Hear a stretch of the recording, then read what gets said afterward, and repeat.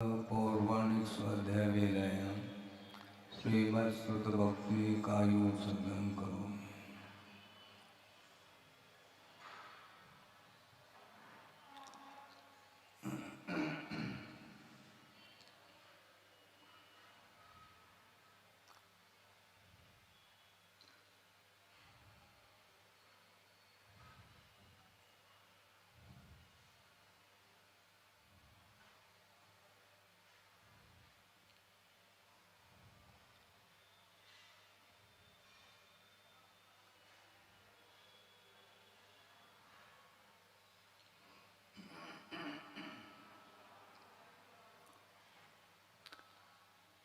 ओंकारं नित्यं ध्यायन्ति योगिनः कामदं मोक्षदं चैव ओंकाराय नमो नमः। अविरल शब्द घनौघ प्रक्षालित सकल भूतल कलंका मुनिविरपाशुतीर्था सरस्वतीर्तनोदुरितम् अज्ञानतिमिरान्धानां ज्ञानाञ्जनशलाकया चक्षुरुन्मीलितं येन तस्मै श्रीगुरुवे नमः।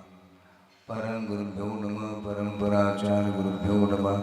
सकल कलुष विध्वंसकं श्रेयसां परिवर्धकं धर्म संबंधकं भव्य जीवन प्रतिबोधकारकमिदं शास्त्रं श्री कार्तिकेयन प्रेक्षा नामधेयम्। अस्य मूल ग्रंथकर्तार श्री सर्वज्ञदेवाः तदुत्तर ग्रंथकर्तार श्री गणधरदेवाः प्रतिगणधरदेवाः तेषां वचोनुसारमासाद्य श्रीमद् आचार्य प्रवर श्री कार्तिकेय देवैर्विरचितं मंगलम भगवान वीरो मंगलम गौतमो वने मंगलम कुंदकुंदाद्यो जैन धर्मोस्तु मंगलम सर्वमंगलमांगल्यं सर्वकल्याणकारकं प्रधानं सर्वधर्माणां जैनं जयतु कोटिशतं द्वादशैव कोटि लक्षाणि शीतिस्त्रिकाणि चैव पञ्चाशदष्टोच सहस्रसङ्ख्यमेतत्श्रुतं पञ्चपदं नमामि।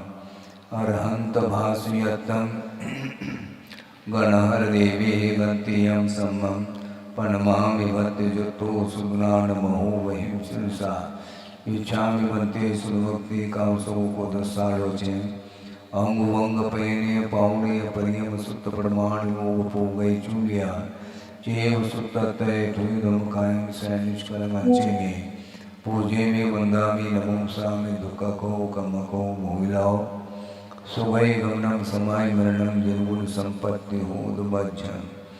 अथ पौर्वाणिक स्वाध्याय वेलायां श्रीमदाचार्य भक्ति कायु सदन करो।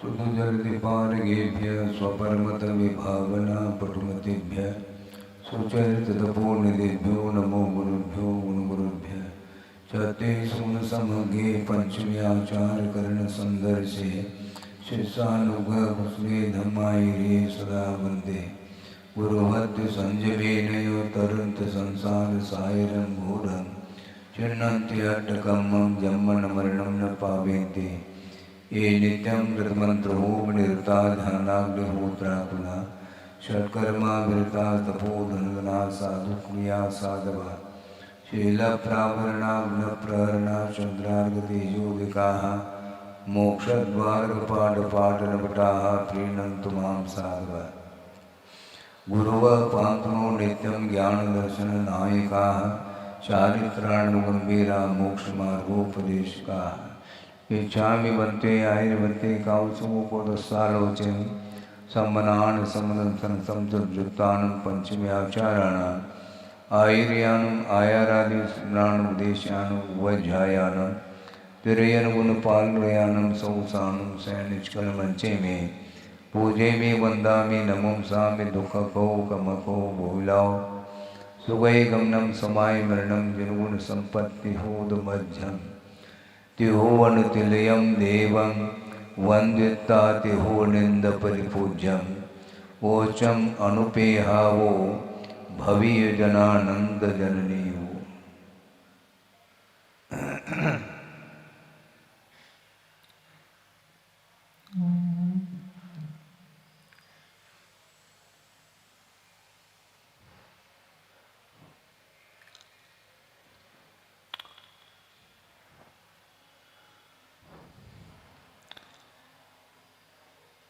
अनुप्रेक्षा का विषय चल रहा है। अनित्य अनुप्रेक्षा के बारे में आचार्य बहुत विस्तार के साथ विषय दे रहे हैं कि कुछ शिष्य ऐसे होते हैं जिनके लिए विस्तार की आवश्यकता नहीं पड़ती। संक्षेप से सूत्रों के माध्यम से भी विषय को ग्रहण करने की क्षमता उनके अंदर रहती है, इसलिए उनके लिए विशेष टीका उपटीका भाष्य आदि की आवश्यकता नहीं पड़ती। किंतु कुछ ऐसे भी शिष्य होते हैं हम लोगों जैसे मंद बुद्धि वाले, उनके लिए विस्तार के साथ वर्णन करते हैं। विस्तार के साथ जब तक वर्णन नहीं करते हैं तब तक वस्तु तत्व की गहराई, उसकी जो विराटता है, उसकी जो सूक्ष्मता है, वह बुद्धि के द्वारा ग्रहित नहीं हो पाती है। इसलिए मंद बुद्धि जीवों के अनुग्रह के लिए बड़े विस्तार के साथ, भले पुनरावृत्ति भी क्यों न हो, करते हुए भिन्न भिन्न प्रसंगों को देते हुए विषय को समझाने का पुरुषार्थ किया है। गुरुदेव ने भी कई बार यह प्रसंग दिया है कि वर्तमान में साधनों की कमी नहीं है, किंतु साधना की कमी है। साधन बहुत है, क्योंकि जब पशु पर्याय में, तिर्यंच पर्याय में भी जब विकास हो सकता है तो मानव के लिए हो क्या रहा है। वो भी धर्म श्रवण करते हैं और अपन भी धर्म श्रवण करते हैं। एक आध बार उनके लिए कुछ बात सुनने को मिली और उसके माध्यम से सम्यक्त को भी उपलब्ध कर लेते हैं। और इतना ही नहीं, चारित्र के क्षेत्र में भी वो आगे बढ़ते हैं और अनुव्रत आदि का संकल्प लेकर के जीवन व्यतीत करते हैं। उनका भी जीवन है। उनके बीच में बार बार तत्व चर्चा आदि के लिए कब अवसर मिलता होगा। आप लोग नोट्स भी करते हैं, और वो नोट्स करते हैं। नोट्स क्या करना है, जो कहा है उसको स्वीकार करके उसको अमल करने की बात आती है। वो तत्काल सुन करके भावों में, उनके भावों में परिवर्तन आ जाता है, उनकी क्रूरता भी समाप्त होती है और उनके अंदर सरलता कैसे आती होगी, बहुत यह विचारणीय विषय है। कहाँ तो उनके लिए हम अज्ञानी कह रहे हैं। ये ठीक है कि अज्ञान दशा का ही वह परिणाम है, वह पशु पर्याय उन्हें मिली है, ये बात अलग है। किंतु जीव का पतन होने के उपरांत भी हमेशा पतन की ओर ही जाता है ऐसा नहीं। पतित जीव के लिए भी कुछ स्टॉक में पुण्य रहता है, इसी को बोलते हैं योग्यता।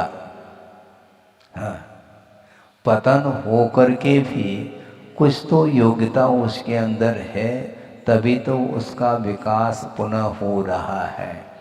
योग्यता का अभाव कहाँ पर है महाराज, फिर आप बता दो तो हम बताना चाह रहे हैं। एकेंद्रिय से लेकर के असंगी पंचेंद्र तक जीव के अंदर कोई योग्यता नहीं है। भव्य भले ही हो ये बात अलग है, किंतु उस पर्याय के साथ उसका वर्तमान उस पर्याय के साथ विकास संभव नहीं, क्योंकि उसके पास मन नहीं है। विचार विमर्श करने की क्षमता, हेयोपादेय पदार्थ को जानने की जो क्षमता है वह बिना मन के संभव नहीं है। इसलिए एक इंद्रिय से लेकर के असंगी पंचेंद्र तक जीवों के लिए हमारा उपदेश कोई सार्थक सिद्ध नहीं होता। कर्णेंद्रिय है, पंचेंद्रिय है इसलिए, किंतु मन भी तो चाहिए। आप सुन रहे हैं, हाँ महाराज हम सुन रहे हैं, तो फिर असंगी और संगी में अंतर क्या रहा? फिर भी अंतर है, क्योंकि आप सुनते हुए भी उसका जो आशय है, उसका जो मीनिंग अर्थ है, उसको पकड़ने की क्षमता आपके भीतर है, तभी आप नोट्स करते हैं। और असंगी सुन लेता है किंतु वह ध्यान में नहीं रख सकता, उसकी स्मृति नहीं बन सकती, क्योंकि स्मरण करने के लिए मन की आवश्यकता होती है। तो हम और आप संगी हैं और मनुष्य पर्याय में हैं। बहुत सारे साधन सामग्री आपके पुण्य के उदय में उपस्थित हैं, किंतु उन निमित्तों का उपयोग करने के लिए फिर पुरुषार्थ की आवश्यकता पड़ रही है। और वो भी पुरुषार्थ करता पशु पर्याय में भी। श्रवण करने के उपरांत धारण करने की बात उसके अंदर कैसे आती होगी। और जन्मजात जो क्रूरता रखने वाला वह व्याघ्र आदि भी, जिसको देख करके ही आप सामने नहीं जा पाएंगे, ऐसी दशा उसकी है। इसके बाद भी रिद्धिधारी वगैरह मुनि महाराज का दर्शन हो जाता है तो सारी क्रूरता एक तरफ रह जाती है और श्रद्धान प्राप्त हो जाता है। इन्हें सम्यक दर्शन को उत्पन्न कर लेता है, श्रद्धा बनती है उसकी अंदर, और ग्रहण करने का भी भाव जागृत होता है। इस प्रकार के निकृष्ट पर्याय में भी मन काम कर रहा है। वह कैसा करता है काम, मुझे बताओ। एक आध बार अवसर मिलता है, बार बार इस प्रकार मंच बना करके उनको कोई उपदेश दे रहा हो, जिसके कारण उसका कल्याण हो रहा हो, ऐसा बिल्कुल नहीं। किंतु हम लोगों के लिए निरंतर उपदेश मिलता रहता है। गुरुओं ने क्या नहीं दिया है? कुछ बचा है क्या शेष जो हम कह दें? हम बार बार हमारे मन में विकल्प आता है कि महाराज हमें कुछ बताओ।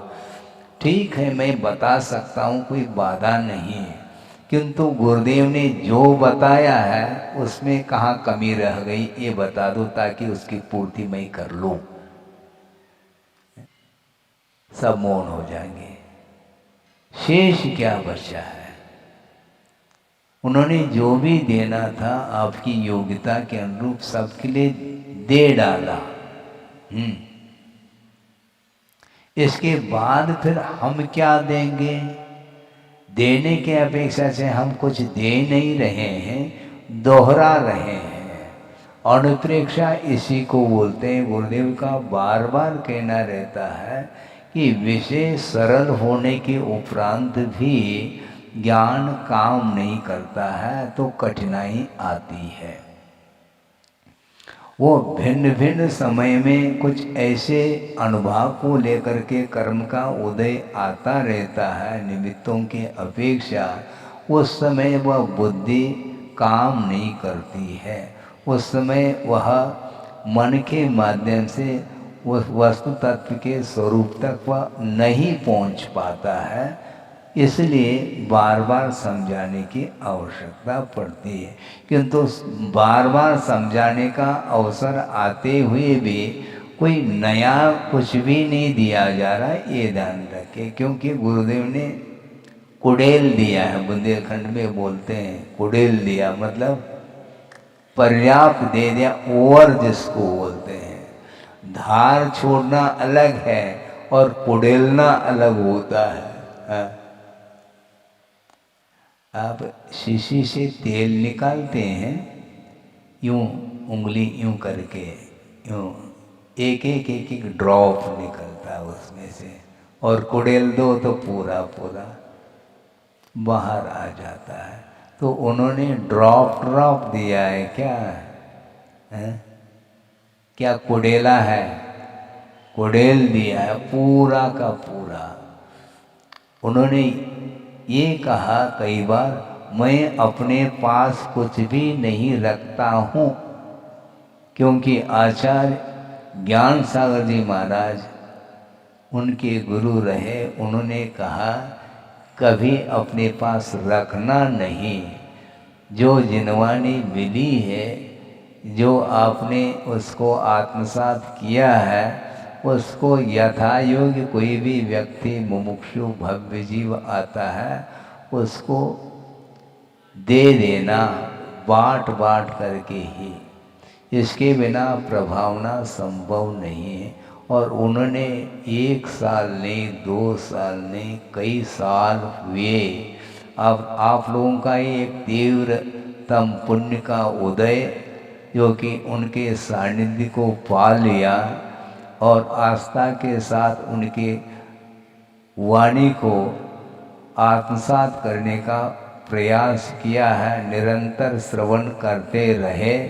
फलस्वरूप आप लोगों का इतना विकास हुआ है। और वो वाणी कभी उनकी ख़त्म होने वाली नहीं है। इसलिए जैसे टेप रिकॉर्ड आप चालू करते हैं, स्विच ऑन करते हैं तो बजने लग जाता है, उसी प्रकार आपका उपयोग यदि गुरु की ओर हो, निश्चित रूप से वो टेप रिकॉर्ड बजेगा। बजाने की आवश्यकता नहीं पड़ती। महाराज हमें कुछ सुनाओ, टेप रिकॉर्ड चालू करो ना, है? प्रत्येक के पास है, वो उपयोगी तो है, उसमें सारा सारा विषय समाहित हो चुका है, ज्ञान का क्षोभम हुआ है। अब अन्यत्र कहीं पढ़ने की लिखने की आवश्यकता नहीं। जो भी ग्रहण किया है वो आपके पास है। इसलिए कह रहा हूँ कि ज्ञान का आत्मा के साथ जो संबंध है वो कौन सा संबंध है हमें बता दो। वो तादात्म्य संबंध माना जाता है। गुण और गुणी का जो संबंध है वह संश्लेष संबंध नहीं, किंतु वह तादात्म्य संबंध माना जाता है। इसलिए गुरुदेव के माध्यम से आपका ज्ञान का जो विकास हुआ है, आप डायरी यदि मान लो गुम भी गई है तो भी जो माइंड में है, मन में है, वह कहीं गुम नहीं सकती, क्योंकि उसका तादात्म्य संबंध है, उसकी चोरी संभव नहीं है। इसलिए ऐसी वस्तु को आपने अपने पास रखा है, फिर बाद में क्यों बार बार विकल्प करते हैं, महाराज हमें कुछ बताओ, कुछ बताओ। बताने के लिए कुछ शेष हो तो बताया जा सकता है।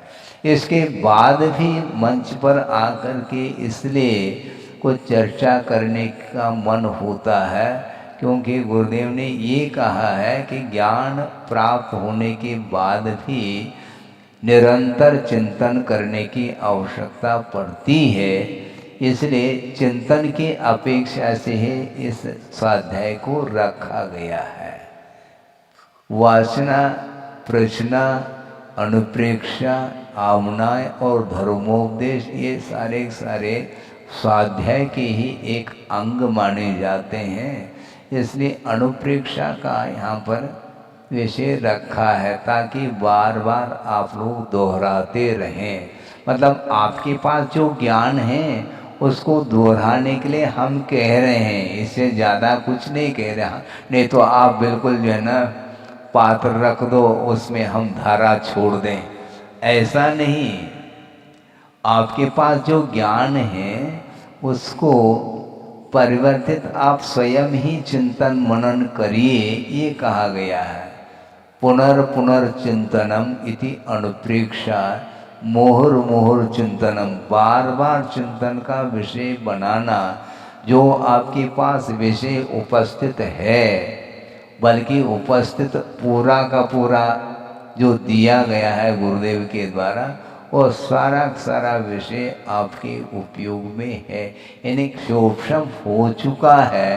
अब निरंतर उस ओर उपयोग को लगाने की आवश्यकता है, उसके माध्यम से वह विषय ताज़ा होता चला जाता है। इसलिए अनुप्रेक्षा के माध्यम से बहुत विकास होता है। जब तिर्यंच पर्याय में भी एक आध बार इस प्रकार उपदेश सुनने का अवसर आ जाता है और उसके माध्यम से वह एक एक पूर्व कोटि तक वह उसी को दोहराते रहते हैं। एक बार श्रवण कर लिया, फिर बाद में जुगाली, गाली नहीं, जुगाली, रोंथन क्रिया इसी को बोलते हैं। पशु एक साथ खा लेती और उसके बाद बार बार उसको रोंथन पुनः वापिस मुख में वह आ जाता है और चरवन करती रहती। दिन भर खा लेती है और रात में बैठ करके उसका रोंथन क्रिया उसकी चलती है। उसी प्रकार एक बार आप लोगों ने ग्रहण कर लिया, बल्कि एक बार नहीं, कितने साल हुए हैं, और निरंतर आप ग्रहण करते चले गए। अब उसको रोंथन करना है। आप करिए, कोई दूसरा थोड़ी करेगा रोंथन, क्योंकि आपने खा लिया है, उसका रोंथन क्रिया आपके द्वारा ही तो होगी। इसलिए अनुप्रेक्षा निरंतर चिंतन करने की आवश्यकता है, और निरंतर चिंतन करने से नया नया विषय आता ही चला जाता है। मात्र शर्त ये है कि पेशेंस होना चाहिए, धैर्य होना चाहिए। और धैर्य आप यदि रखते हैं तो निश्चित रूप से वह ज्ञान जो आपके पास है वो उपयोग में आता चला जाएगा। आकुलता की कोई आवश्यकता इसलिए नहीं है क्योंकि कोई कमी रखी नहीं गुरुदेव ने, है जो तुम आकुलता करते रहो।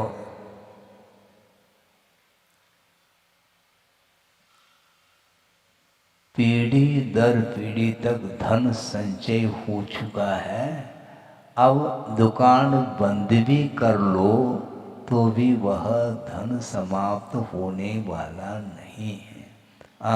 अक्षीण महानसी वृद्धि आती है, उसमें होता क्या है? रिद्धिधारी मुनि महाराज को आपने पड़गा लिया और आहार दे दिया, उसके बाद वह चक्रवर्ती का कटक भी भोजन कर ले, तब भी वह भोजन समाप्त नहीं होगा। ये रिद्धि है। उसी प्रकार गुरुदेव के माध्यम से जो आपको मिला है वो कभी समाप्त होने वाला नहीं है। आप दूसरे को भी एक दूसरे को देते भी चले जाए तो भी आप में कमी नहीं आने वाली, इसी को बोलते हैं विशेषता।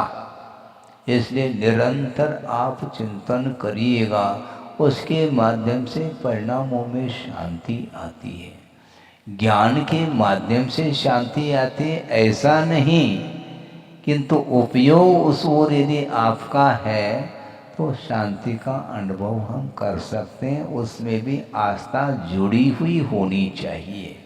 यदि आस्था नहीं है तो फिर वह ज्ञान चिल्लाता है, सीधी सीधी बात। विपत्ति में ज्ञान चिल्लाता है और आस्था झेलती है, ऐसे कुछ हाइकू गुरुदेव ने दिया है। हाँ। ज्ञान आपके पास पर्याप्त है, किंतु कर्म के उदय में विपत्ति आ रही है तो आस्था यदि है तो वह विपत्ति को झेलती है, नहीं है तो ज्ञान तो चिल्लाएगा। उसका स्वभाव है। ज्ञान कभी भी विकल्प से रहित नहीं हो सकता। हाँ, उसको निर्विकल्प बनाना है तो ज़्यादा ज्ञान की ओर ध्यान नहीं देना चाहिए। जो आपके पास ज्ञान है उसका उपयोग करने का पुरुषार्थ करते हैं तो सारी आकुलताएं शांत हो सकती है। इसलिए निराकुल बनने के लिए अपने को अनुचिंतन करने की आवश्यकता है। आप चिंतन करिए, क्या करेंगे महाराज, जो दिया है वो करो। है आपका कभी भी स्लेट है जो लिखा है वह हमेशा बना रहेगा। लिखने के लिए जगह ही नहीं वहाँ पर जो हम लिख दें उसके ऊपर, संभव नहीं है। ये तो इसको आप गौण करते हैं और इसी को हम प्रमुखता देते हैं। समस्या हम और आप में यही चलती। हाँ, आप जिसको प्रमुखता देना चाहते हैं उसको हम नहीं देंगे, हम जिसको प्रमुखता देना चाहते हैं वो आप नहीं देते हैं। इसलिए ये निरंतर यह विषय बना हुआ रहता है। किंतु वस्तुतः निरंतर चिंतन करने से क्या नहीं प्राप्त कर सकते हैं। जन्मजात जो क्रूरता है उसकी समाप्त हो जाती है। हाँ, इसी को बोलते हैं वात्सल्य। गाय है और शेर है, एक ही घाट पर पानी पी रहे हैं। ये किसका परिणाम है? ये धर्म का परिणाम है। ये अहिंसा धर्म का ये प्रभाव है। मुनि महाराजों के दर्शन करने से, वीतराग मुद्रा का दर्शन करने से भवांतर का वैर भी एक क्षण में समाप्त हो जाता है। कैसी उनकी साधना होगी। इसलिए निरंतर साधना करेंगे तो निश्चित रूप से वात्सल्य प्रेम बढ़ता ही चला जाता है, प्रमोद भाव जागृत होता है। कभी भी पक्षपात के लिए स्थान रहेगा नहीं। कोई भी व्यक्ति हो, आखिर जीवी तो है, उसके अंदर भी तो चैतन्य गुण है, वह जड़ थोड़ी है। उसके प्रति भी करुणा दया का भाव आता है और आना चाहिए। क्योंकि वस्तु तत्व का निरंतर हम चिंतन करते हैं तो निश्चित रूप से सारी कालुषता समाप्त होती चली जाती है, तो अपने आप ही परिणामों में निर्मलता आती है। इसलिए अनित्य के बारे में चिंतन करना चाहिए तो आकुलता समाप्त। क्या आकुल, अच्छा ये बता दो, ये आकुलता आखिर द्रव्य है क्या पर्याय है? थोड़ी चर्चा ही तो कर रहे हैं, क्योंकि स्वाध्याय तो कर रहे हैं, कौन प्रवचन कर रहे हैं। हाँ, इसमें बीच बीच में आप लोग भी भाग ले सकते हैं। भागना नहीं, यहाँ से भाग लेना।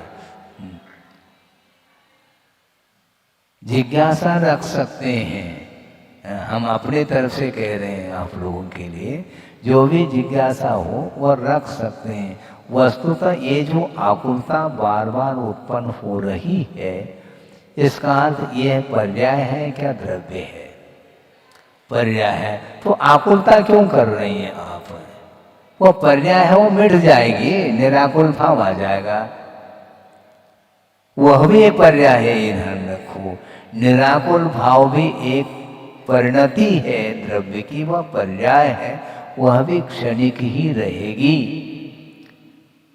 आयति गच्छति परिणमति इति पर्याय कहा। जो परिणमन करता है, जो उत्पन्न होता है, गच्छति, वह बनी नहीं रहती, वह पर्याय चली जाती है, उसका नाम पर्याय है। इसलिए मान लो कर्म के उदय में कुछ आकुलता हो भी रही है, कुछ क्षण के लिए वह कर्म का उदय रहता, हमेशा थोड़ी कर्म का उदय आता है। आ गया, चला गया।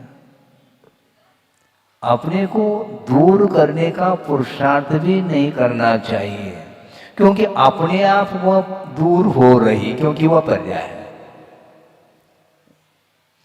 किसी ने कहा, महाराज आप जहां बैठे वहां पर धूप आ गई है। हमने कहा चली भी जाएगी, वो मुझे भेजने की आवश्यकता है, क्योंकि अपने आप धूप आई है, वो चली जाएगी, किंतु आपको तो भेजना पड़ता है। चलो मैं स्वाध्याय कर रहा हूँ, फिर भी नहीं जाते, और वह धूप अपने आप चली जाती है। तो जो ये पर्याय जो है ना, वह टिकती नहीं, उसमें स्थायित्व, इसी का नाम अनित्य है। द्रव्य तो हमेशा बना रहेगा, पदार्थ का विनाश नहीं होता, किंतु उसकी पर्याय अपने आप मिटती रहती, उत्पन्न होती रहती। किसमें से? उसी द्रव्य में से, उसी गुण में से। गुणात्मक भी पर्याय होती है और द्रव्यात्मक भी पर्याय होती है। हाँ, जीव द्रव्य की पर्याय, और वो भी नर नारकादिक पर्याय। ये जीव द्रव्य की वैभाविक पर्याय मानी जाती है, स्वाभाविक नहीं। मनुष्य, देव, नारकी और तिर्यंच, ये जो जीव की पर्याय है, ये द्रव्य की पर्याय है, और वह वैभाविक पर्याय इसलिए क्योंकि कर्मायत है। इसी प्रकार गुणात्मक भी पर्याय है। गुण क्या? ज्ञान गुण है, वो हमेशा बना रहेगा। जिस प्रकार द्रव्य का विनाश नहीं है, उसी प्रकार गुण का भी कभी विनाश नहीं हो सकता। कौन सा गुण है? प्रसंग में ज्ञान गुण ले लो, ये गुण का विनाश नहीं होगा। तुम्हारा फिर ये ज्ञान कम हो रहा है और बढ़ रहा है, ये क्या है? ये पर्याय है। ओरिजिनल तो ज्ञान गुण है, उसकी पर्याय मति ज्ञान है, श्रुत ज्ञान है, अवधि ज्ञान है, मनपरि ज्ञान है, केवल ज्ञान है। ये ज्ञान को उनकी पर्याय मानी जाती हैं, और पर्याय हमेशा टिकती नहीं। ज्ञान अपने गुण हमेशा बना रहता है, इसलिए आकुलता की आवश्यकता है, क्योंकि गुण का विनाश थोड़ी होगा। यदि गुण का, ज्ञान गुण का विनाश हो जाएगा तो जीव जड़ हो जाएगा, ऐसा तो होना ही नहीं। फिर विकल्प क्यों? बोलिए, कुछ बोलना हो। हाँ, ठीक है। तो वो परिणाम क्या? द्रव्य है क्या पर्याय है? वो पर्याय है, वो चली जाएगी, क्योंकि वह कर्माधीन परिणति है।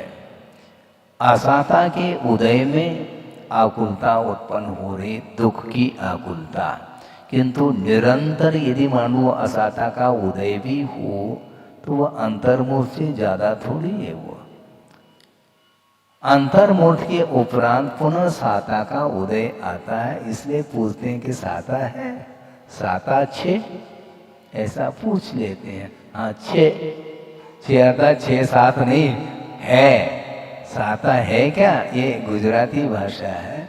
साता है यानी ठीक चल रहा है, स्वास्थ्य अच्छा है, ये भाव है इसका। तो साता और असाता का जो उदय का जो क्रम है वह अंतर अंतर मूर्तवर्ती व पर्याय उत्पन्न होगी और मिटेगी। ये धूप के सम, कभी धूप कभी छाव। सूर्य उदित हुआ है, सुनिए अब, सूर्य उदित हुआ है किंतु निरंतर उसमें गति है और अस्त होगा। आपके द्वारा अस्त हो रहा है कि अपने आप? इससे स्पष्ट है कि धूप अपने आप चली जा रही है और अपने आप आ रही है। इसीलिए आपको भुलाने की क्या आवश्यकता है? 8:30 बजे आ जाते हैं आप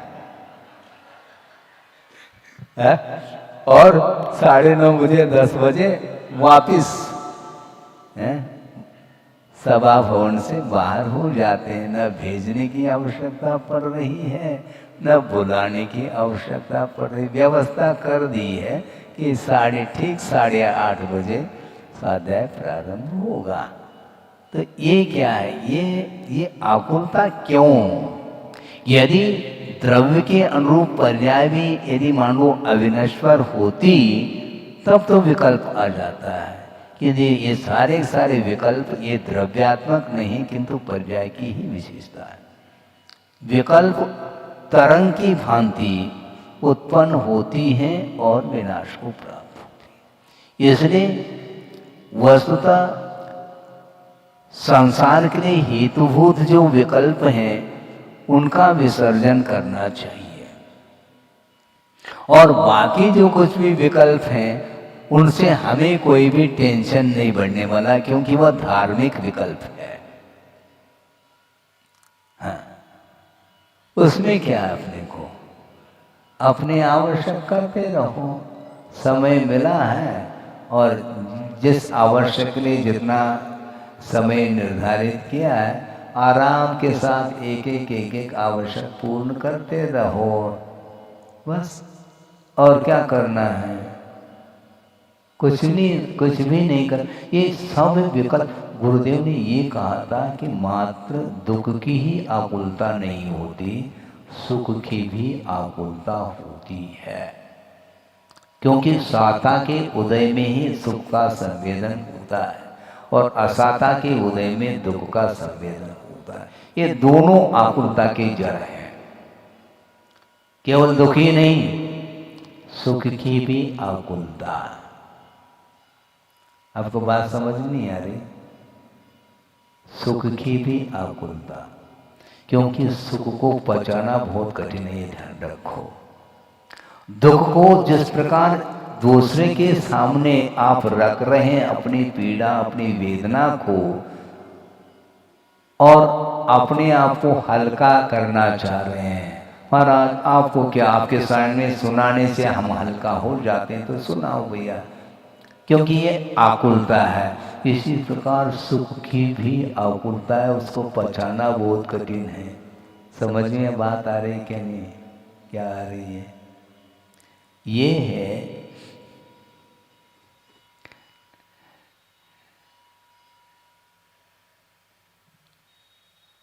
कि वस्तुतः सुख जो उत्पन्न हो रहा है उसको दूसरे के सामने क्यों रखा जा रहा है? क्योंकि संवेदन की वस्तु है और पुण्य कर्म का उदय है। आप सुख का अनुभव कर रहे हैं तो दूसरे के सामने रखने का जो भाव है यही आकुलता है। हाँ, गुरुदेव ने कहा, अभी भी नोट्स नहीं करता लेकिन यहां पर है। नेमावर में स्पष्ट रूप से कहा था, आदि का संग था वहां पर, हम भी थोड़ा दूर बैठे थे और सुनने में बात आ रही तो उन्हें स्पष्ट किया कि सुख की भी आकुलता होती है। क्योंकि सुख अपने आप में है क्या? संवेदन करने योग्य वह एक परिणति है। तो आपने भोजन कर लिया, बताने की क्या आवश्यकता है दूसरे के सामने? हमने ये खा लिया, ये पी लिया। क्या पी लिया? पी लिया रोग हो गया क्या? क्या खा लिया, क्या पी लिया? स्वयं खाओ, बस हो गया काम। नहीं, मान लो कोई पास हो जाता, अन्यथा न ले, क्योंकि हकीकत है, यथार्थ बात को रखने में कोई बाधा नहीं है। उसकी भूमिका है अलग वस्तु, किंतु वस्तु तत्व का स्वरूप क्या है वहां तक हमें पहुंचना है और आपको भी पहुंचना है।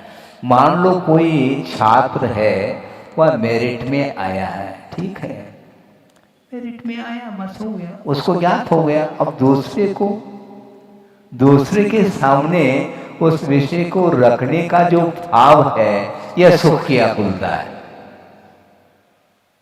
हाँ, इसको आप नकार नहीं पाओगे।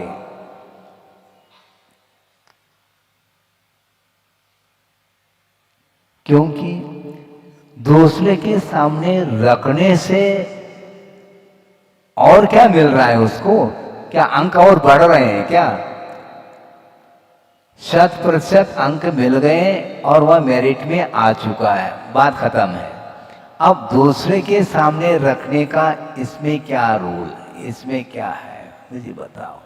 सुख है, सुख का अनुभव कर लो ना, इसमें क्या है, उत्तर देना है।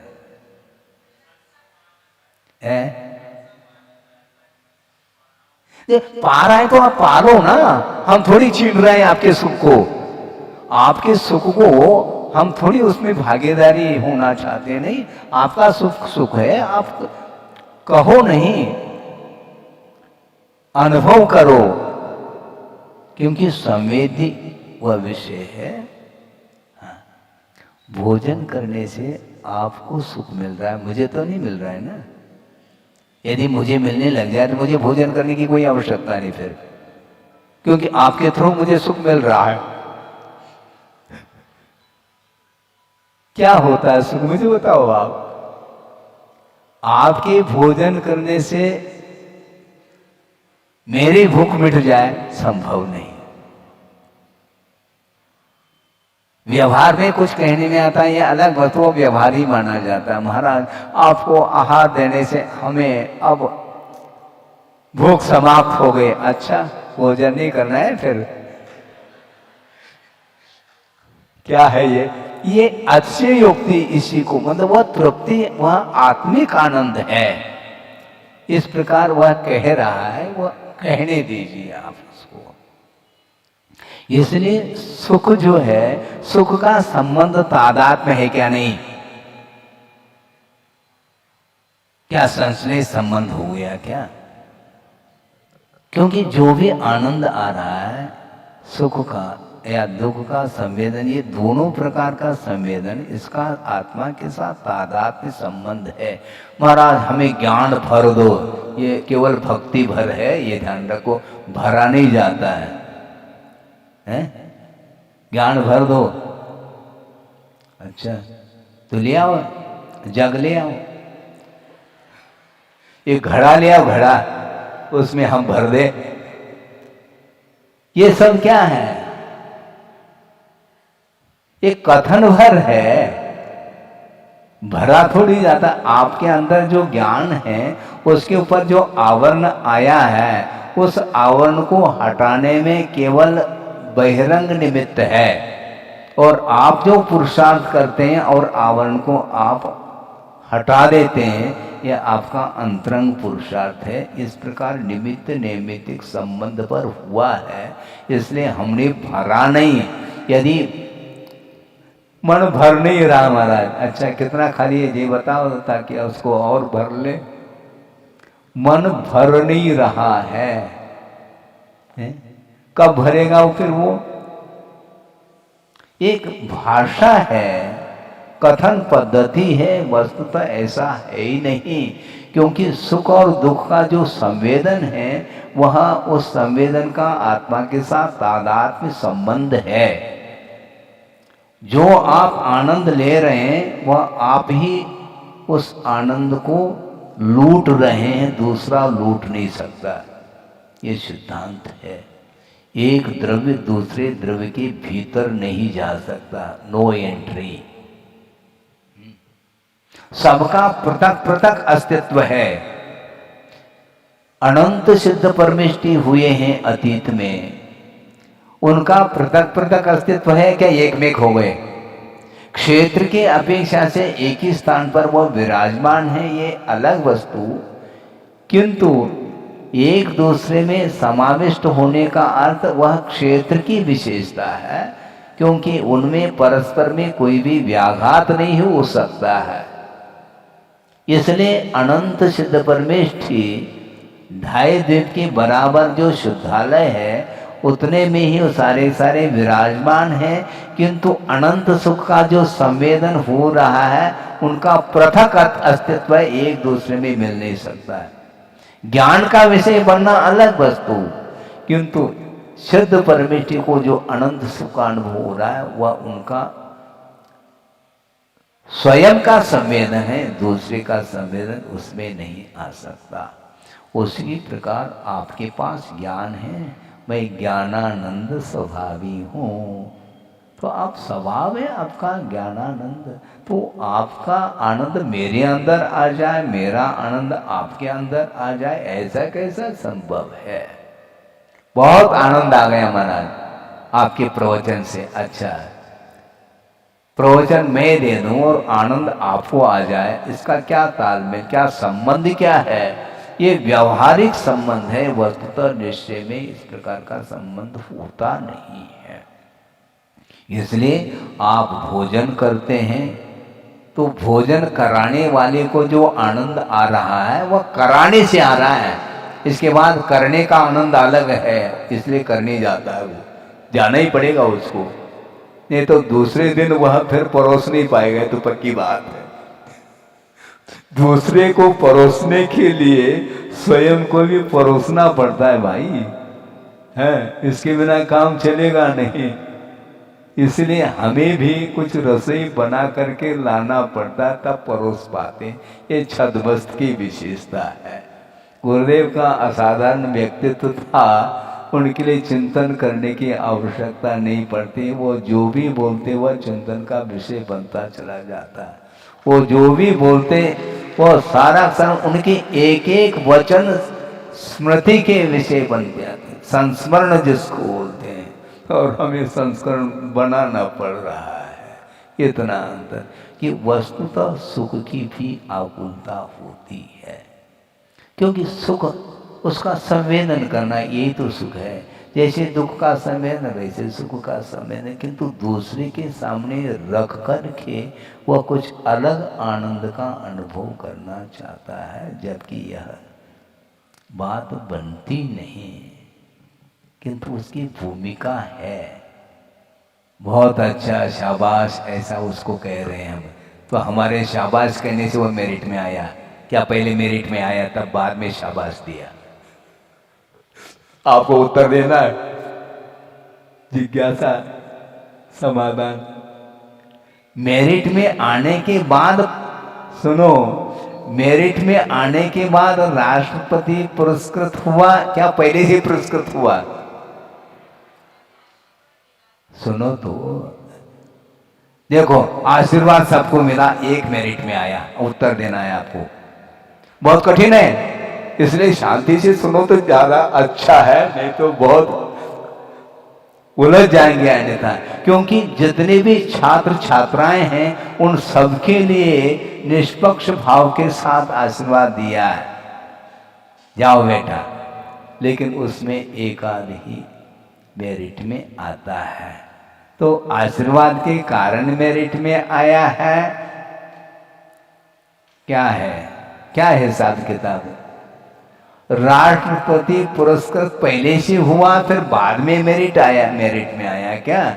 ऐसा तो है ही नहीं। इससे स्पष्ट है उसने जो पुरुषार्थ किया है उसको आनंद आ रहा है, दूसरे को उससे कोई प्रयोजन नहीं। हाँ, महावीर भगवान मुक्त हो गए, उनको अनंत सुख का अनुभव हो रहा है, हमें क्या हो रहा है? क्या हो रहा है मुझे बोलो, अपन को क्या हो रहा है? कुछ हो रहा है? धन्य हैं आप, धन्य हैं, इतना तो हम बोल रहे हैं क्योंकि प्रशंसा उनकी आराधना कर रहे हैं। उनकी आराधना करने में जो आनंद आ रहा है वह अलग क्वालिटी का आनंद माना जाता है, वह मार्गात्मक आनंद है। किंतु वो आराध्य बन चुके, तो सिद्धत्व का अनुभव करना चाहो तो आपको आराध्य बनना पड़ेगा। है, केवल ज्ञान को प्राप्त कर लोगे तो उनको जो आनंद आ रहा है वो हमें नहीं आएगा, क्योंकि आनंद जो आता है उसका संबंध तादाद में होता है। पेट भर करके भोजन करके बैठ गए और जो आपके पास बैठा है, आपस में चर्चा हो रही है, फिर बाद में वो जा रहा है, काय के लिए भोजन का समय हो गया, वो बोल रहा है, नहीं उसको आनंद आना चाहिए ना, क्योंकि आप भरपेट भोजन करके बैठे हैं, उसका भी पेट भरना चाहिए, नहीं भर सकता वो। इसलिए ये जो कुछ भी संवेदन है वह स्व का ही संवेदन होता है, पर के निमित्त से भी हो सकता है, वह वैभाविक परिणति मानी जाती है। इसलिए वर्तमान में जो शरीराश्रित जो कुछ भी आनंद है, सुख है, वह कर्मायत्त है, इसलिए वह पर्याय है, वह समाप्त होगी, कभी साधा कभी असाधा। इसलिए उसको मिटाने का भाव, ये बहुत अच्छा मैं विषय दे रहा हूँ, गुरुदेव ने दिया है, ये ध्यान रखो। हाँ, क्या कह रहा था मैं? हैं, अब इसी को बोलते हैं एक्सोप्शन भाव, बहुत जल्दी वह डिलीट होता है। ये आ गया, सुनो, आ गया, धीरे धीरे आता है वो। उन्होंने ये कहा था कि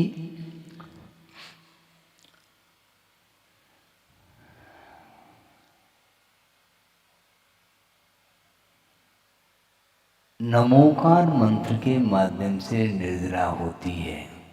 पक्की धारणा है कि नहीं?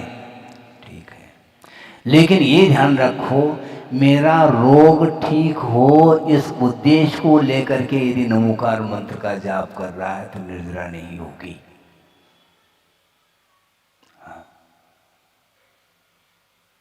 हाँ, इसलिए नहीं होगी, नमोकार मंत्र के जाप करने की आवश्यकता नहीं, परिचय विजय करो, उससे निर्जरा होगी। क्योंकि नमोकार मंत्र का सहारा इसलिए ले रहा है कि जल्दी से जल्दी मेरा रोग ठीक हो जाए। सुनो, जन्म जरा मृत्यु रोग विनाशनाय जलम कहना अलग वस्तु है, उसको जन्म जरा रोग और मृत्यु इससे ऊपर उठना है। लेकिन वस्तुतः जो ये जो रोग है, इसका प्रतिकार तुम करोगे तो संवर में कमी आएगी। आगम से सोचना है, हम सहन नहीं कर पा रहे, यह अलग विषय है, किंतु श्रद्धान का क्या विषय बनाएंगे आप? परिचय विजय करने से संवर होगा क्या परिचय से दूर रहने से संवर होगा? मुझे बताओ आप। हैं? परिचय विजय करना, तो फिर नमोकार मंत्र क्यों जाप कर रहे हैं आप? कर्म निर्जरा के उद्देश्य यदि मान लो पंच परमेष्टि की आराधना करते हैं तो उसके माध्यम से विशिष्ट पुण्य का संचय होगा और पाप कर्म की निर्जरा होगी। किंतु ये रोग मेरा दूर हो जाए तो ऐसे नमो अनंता नहीं, संभव नहीं है। हाँ, मतलब नमोकार मंत्र की आराधना करने के पीछे भी उद्देश्य लगा हुआ है। हाँ, और उस उद्देश्य के ऊपर ही निर्जरा, संवर, आश्रव सब निर्धारित है। नमोकार मंत्र का अथवा शांतिनाथ भगवान का जाप कर रहा था क्या नहीं वो रावण, है ना? अब आ गया, देखो अब क्या कर लोगे? अभी तक तो मन में बहुत उथल पुथल चल रहा था और सीधा उदाहरण सामने आ गया। और शांतिनाथ भगवान का वह जाप कर रहा है इसके उपरांत भी वह एक भी प्रकृति का संवर नहीं कर सकता। क्यों? उद्देश्य भिन्न है। क्या प्राप्त करना? सीता को प्राप्त करना। किसका प्रतिकार करना? राम व्यवधायक सिद्ध हो रहा है उसको परास्त करना। ये जो कुछ भी भाव है, इस उद्देश्य को लेकर के वह शांतिनाथ भगवान की आराधना कर रहा है, वह आराधना समीचीन नहीं मानी जाती। इसलिए नमोकार मंत्र का आप जाप कर रहे हैं, इसका आपका उद्देश्य बिल्कुल ठीक ही है ऐसा थोड़ी कहा जा सकता। आप किस लक्ष्य को लेकर के आप आराधना करने, ये मुख्य है। इसीलिए वस्तुतः परिचय विजय करता है और अनुप्रेक्षा के साथ ही परिचय विजय होता है। मतलब परिचय विजय करते समय अनुप्रेक्षा सार्थक सिद्ध होती है, यूं कह दो आप। और परिचय विजय भी चारित्र के साथ उसका संबंध जुड़ा हुआ है। मान लो 10 दिन का भूखा है कौन? एक भिखारी, ठीक है, तो उसका अनशन तप हो रहा है ऐसा मान लिया जाए। आप प्रतिदिन भोजन कर रहे हैं और वह 10 दिन का वह भोजन है नहीं, तो उसने तप नहीं किया। नहीं मिल रहा है इसलिए सहन करना पड़ रहा है, इसलिए वह परिचय विजयी नहीं कहलाया। नहीं तो क्षुधा परिचय विजय को प्राप्त कर लिया उसने, क्योंकि आप प्रतिदिन भोजन कर रहे हैं और क्षुधा परिचय के ऊपर विजय आपका हुआ नहीं, और उसका 10 दिन का भूखा है और विजय प्राप्त कर ली उसने। मामला क्या है? क्या संबंध बिठाएंगे आप? इसीलिए वस्तु आपके जो भाव है उसके ऊपर ही सारा सारा निर्भर है। इसीलिए जो कुछ भी सुख और दुख का संवेदन है वह स्वयं का ही संवेदन माना जाता है, दूसरे के द्वारा कुछ नहीं होता। व्यवहार की भूमिका में कुछ कथन करने में आता है वह अलग विषय है। हाँ, ये अलग विषय है। आपको देने में आनंद आ गया, ठीक है, वह देने स्वरूप आनंद है, वह आत्मिक आनंद है। किंतु शारीरिक जो सुख है, क्षुधा जो मिटेगी वह मात्र देने से नहीं मिटेगी, लेने से मिटेगी। पक्की बात है, इसको आप नकार नहीं पाओगे। प्रयास तो आप जारी है, आपका प्रयास निरंतर कर रहे हैं कि किसी प्रकार से इसमें बदलाव आ जाए। संभव नहीं, क्योंकि वह सिद्धांत है। देने में जो आनंद आ रहा है वह दान आत्मिक आनंद है, वह देने में है। किंतु शारीरिक जो भूख है उसको मिटाना चाहो तो वह देने में नहीं मिटेगी, लेने में मिटेगी। हाँ? यदि देने में मिटेगी ऐसी धारणा मान लें तो हम अनुमोदन के माध्यम से हम भी दे रहे हैं तो हमारी भूख मिट जानी चाहिए। चलिए, समझ में आ रहा है कि नहीं? आप दान कर रहे हैं, प्रदान कर लिया, हम कर नहीं सकते, हम अनुमोदन कर रहे हैं, तो अनुमोदन के माध्यम से हमें भी आत्मिक सुख आनंद मिल रहा है। लेकिन फिर इसकी क्या आवश्यकता है? फिर भूख मिटनी चाहिए ना। जो आनंद तुमने प्राप्त कर लिया, अब आहार के लिए क्यों उठ रहे हो? शारीरिक सुख को मिटाने के लिए पर वस्तु का आलम्बन लेना ही पड़ता है। इसलिए ये सुख और दुख ये सारे सारे कर्माधीन हैं, ऐसा कहा। और ये परिणति, ये पर्याय है, स्थायी नहीं। क्योंकि आज भोजन कर लिया, आज भूख मिट गई, पुनः 24 घंटे के भीतर फिर चालू। क्यों? पर्याय थी, भूख मिट गई, पुनः भूख लगाई। क्यों? पर्याय थी, तात्कालिक मिट गई थी, पुनः लग आई। पुनः मिटाओ, क्योंकि ये उत्पन्न होना और मिटना, ये उत्पाद और व्यय, इसी का नाम पर्याय है। ये प्रतिपल ये होगा, इसलिए आकुलता वस्तुतः ये पर्याय है। इसलिए निराकुल भाव लाना ही द्रव्य की ओर दृष्टि रखना है, क्योंकि द्रव्य जब अविनश्वर है तो किस बात का दुख है हमें।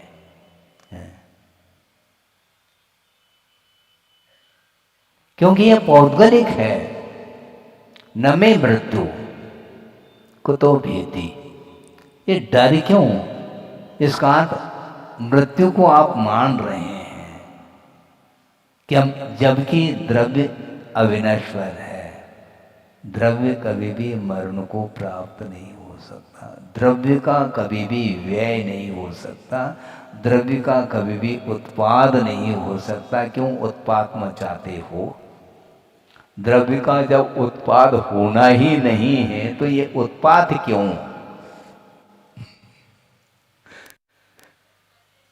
है? हाँ,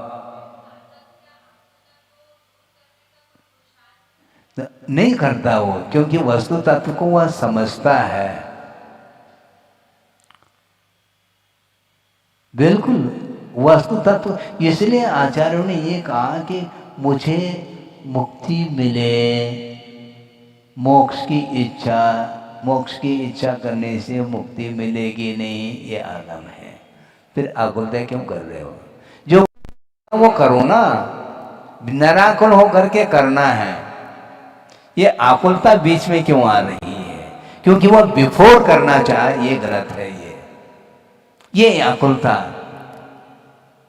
समय पर कार्य करने से, जो बीज बोना ये आपका कर्तव्य है, कर लिया, पानी दे दिया, खाद दे दिया, बस। अब कितने भी तुम आकुलता करो, वह अंकुरित होने के लिए लगभग 7-8 दिन मान के चलते हैं। बिफोर आकुलता रखो, एक दिन में नहीं, अभी बो करके आए, घंटे भर बाद अंकुरित होना चाहिए, नहीं हो वह बीज अंकुरित जब नहीं हो सकता तो आकुलता क्यों कर रहे? मुझे बताओ ना। बिफोर करना चाहता है संसारी प्राणी, इसलिए आकुलता है, इसीलिए आकुलता है उसको। ये जितने भी फ्लाइट से जा रहे हैं उनको बहुत आकुलता है,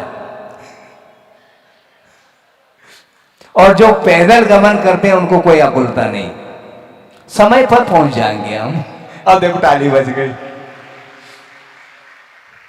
ये सब आकुलता है, क्योंकि जो फ्लाइट से जा रहा है वह ये सोच रहा है कि मैं 1 घंटे में वापस आ जाऊंगा, और व्यापार, और उस 1 घंटे में जो फ्लाइट से जाने में मान लो थोड़ा पैसा ज्यादा लग गया, कोई बाधा नहीं, उसका सब निकाल लेंगे हम। क्योंकि अब ये ट्रेन से जाएंगे तो 24 घंटा लगेगा अथवा 2 दिन लगेगा, तो क्या मतलब, अभी नाश्ता कर लो, भोजन के लिए वापस।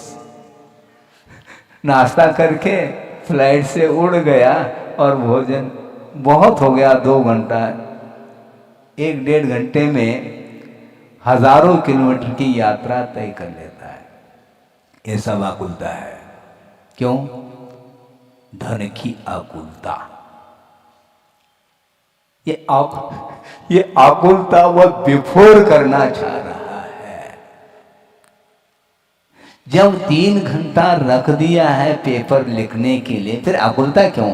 आराम से लिखो, इतना भी आराम नहीं करना कि 3 घंटे निकल जाए।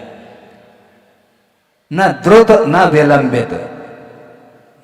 द्रुत विलंबित एक छंद है, पहले द्रुत फिर बाद में विलंब, ऐसा नहीं। फिर अभी समझ में नहीं आ रहा, बाद में देख लेंगे, समय भी हो रहा है, तो इसलिए आकुलता हो रही है।